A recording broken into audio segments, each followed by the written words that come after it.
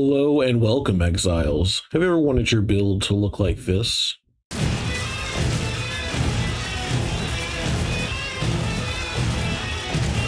Or maybe even this?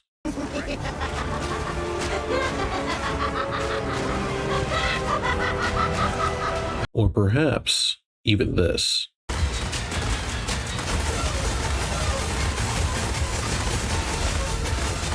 Well, good news. This is both doable and possible in Path of Exile 2's 0.5 Runes of Alder League, where they added a new unique pair of gloves called Horror's Flight that has a funny little line of text towards the bottom where whenever you cull a monster, you get 1 stack of Fear Incarnate. Now, Fear Incarnate is a buff that gives you 10% increased Culling strike threshold. That stacks up to 20 times. Now, before we get into what that means, let's review what Culling Strike is. Fortunately, GGG has provided us with a text box describing what Culling Strike is. It is a type of hit that, when it does hit, will kill normal enemies if their life is at 35% or below, magic enemies if their life is at 20% or below, rare enemies at 10, and unique at 5. These thresholds are checked before the damage of the hit is applied. So, what does all that mean? It means that if you're fighting a normal monster and the normal monster has 1000 HP, if you get it down to 350 health or lower, your Culling Strike, whatever hit you do that is culling the enemy, will kill it instantly. And it will do that before the damage of the hit is applied. And for magic monsters, if you're fighting a magic monster with 1000 HP, as long as the HP is at 200 or below, it will cull it. So, what does that mean in context of everything? It means that the base Culling Strike threshold is a percentage of the monster's maximum life. So if we increase the Culling Strike threshold, we are increasing the percentage at which we can cull the monster at. What does that mean when in context with Fear Incarnate? It means that Fear Incarnate increases the Culling Strike threshold by up to 200%. So we take that 35 from normal monsters and we multiply it by 2 and then add it back onto itself, and we get 105%, which means that as long as we have 20 stacks of Fear Incarnate, we can instantly cull all normal monsters. So now that we've gone over what the gloves can do and what they do to our Culling Strike and what that means in relation to the monster, we can see that they enable a sort of interesting playstyle where you don't have to actively worry about how much damage you're doing to normal monsters or magic monsters. At least it kind of just makes them fodder, which, if we're honest, most builds already fodder out the normal and magic monsters anyways. However, it's just a unique way of doing it, which I find interesting. Now, we've seen how we get to 100% of a normal monster's threshold. However, we still need to get to a 100% of a magic monster's threshold. Now, if we do a little math here, magic monsters' base threshold is 20%, which means we need to multiply that number by 5. So, in terms of increased percentage and threshold, we need to increase our threshold by 400%. Now, there's several ways to do this. For one, to start, we can get a Mirror's Uxor Covert Hood, which is a unique item that increases your Culling Strike threshold by 100% at base. Corrupting an item has an outcome, as a chance to have an outcome where it increases the sum of the modifiers by up to 22%, which means that this increased Culling Strike threshold can roll up to 122% when you hit it with Val Orb. So that's one way of getting more Culling Strike threshold. Another way is to use the Culling Strike 2 gem, support gem, that increases the Culling Strike threshold for 20 seconds when you cull an enemy with a supported skill. So this is 20 seconds of 20% increased, as well as the 120 that I have on me, or 122 at max. plus the 200% you get from Fear Incarnate. Now, if we put some of these numbers together, at base, this is 200. The helmet is 100%, or 120 in our case. And then the Culling Strike 2 support gem is another 20%. So all of those together is 340%. So we need another 60% coming from somewhere. Thankfully, there's sources on the tree and some other spots that we can get them. So on the tree, there is a node called Bounty Hunter that increases by 25%, and also another 5% for each small node leading up to it. So 5, 10, 15, plus 25 is a whopping 40% increase there that we could get. Hunting Companion increases by another 20%, so it's 60% right there. So we could just end it. However, traveling all the way down here as a martial artist is very difficult because it eats up a lot of points. I'm already right here, so if I wanted to continue all the way down there and get all those points, I would need another 1, 2, 3, 4, 5, 6, 7, 8, 9, 10, 11, 12 points. Now, those 12 points are very useful elsewhere, so we're going to avoid that by using a Heart of the Well Diamond.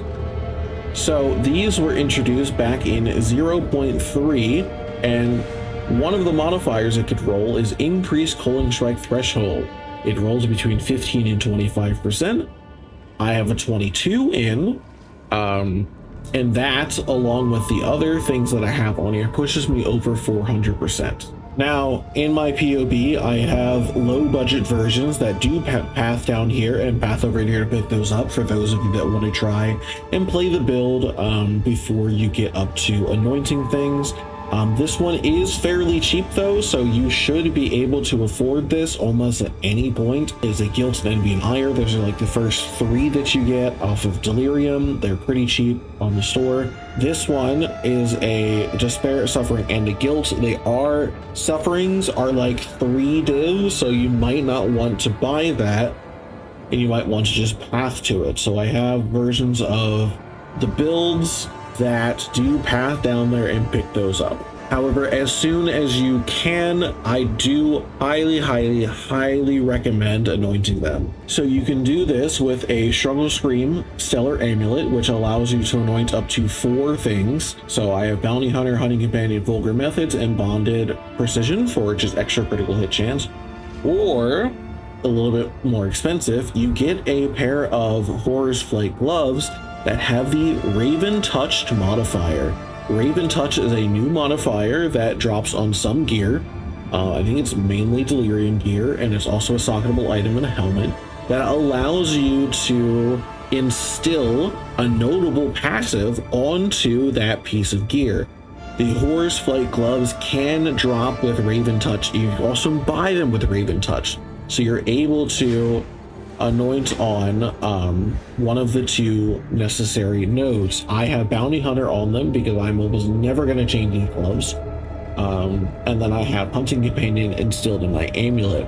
If I wanted to get a little more expensive and more of like a higher end budget, I would get a Raven Touch version of Mirix Uxor. I would Raven Touch it with the socketable. I would anoint in Hunting Companion, and then I would corrupt it to try to get the 120%. That, however, is not necessary. You don't need to go that far. So, now that we have enough Culling Strike threshold to both cull normal monsters and magic monsters, what do we actually do with that amount of Culling Strike threshold? Well, the answer is we use skills that are innately built in with Culling Strike. Culling Strike Support Gem here only gives us Culling Strike with supported skills against rare or unique enemies. And for us, that's not really, I mean, it works, but it doesn't really work to the extent that we want, because we're actually really wanting to cull the normal monsters and the magic monsters. So we need to have a skill with an innate ability to cull monsters. So we can do this by popping open a gem cutting skill, looking at all the skill gems down in the corner, go to all skills, and we just simply type in pull. And then we see there's 4 here.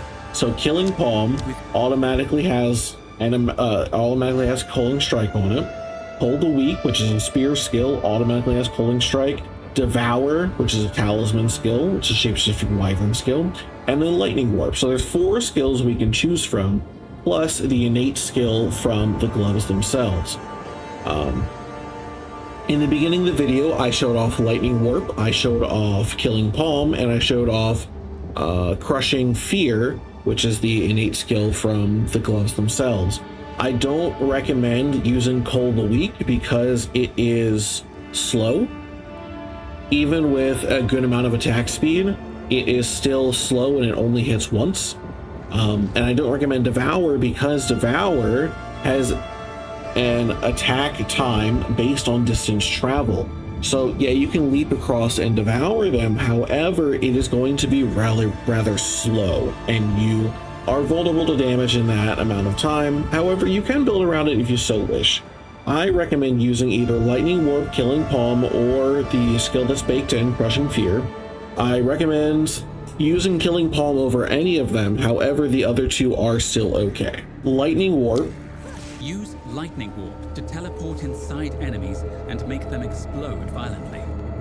As per the video that we just watched, it teleports you inside of cullable enemies and does an AoE burst of lightning damage around them when you cull them. If you don't cull them, it also inflicts them with a debuff that if you kill them within 4 seconds, or they drop below the threshold within 4 seconds of you hitting them with Lightning Warp, then you teleport inside of them and do the same thing. However, that doesn't matter for us because we're just pulling them anyways and we're just teleporting around and zapping them. That's what we saw in the beginning of the video. Crushing Fear dashes to the enemy, strikes them, and culls enemy if their life is low enough. It also explodes in a shockwave, which is what you saw in the beginning of the video. That purplish white shockwave that was going out, that was Crushing Fear. That exploded out. It converts 80% of your physical damage to chaos damage. It has Culling Strike on both the strike and the shockwave, which is really good. And is 5% more area of effect per power of killed target and 10% more damage per power of killed target, and the quality is 10% more area of effect. This is the innate skill that comes with the gloves. So Crushing Fear isn't as fast as Killing Palm as you saw. However, it is much bigger. It hits the entire area. So it's kind of you sacrifice speed for more of an area of effect clear, which is good because the shockwave has Culling Strike too, which means that any normal or magic monsters that get hit by the shockwave are automatically culled as well. This, however, does not chain. It doesn't ricochet and chain off each other, which is unfortunate but also understandable.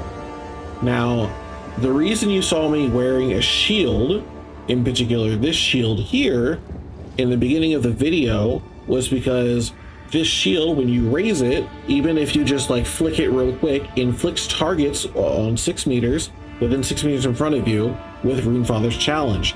Runefather's Challenge is a debuff which raises the power of the affected target by 5.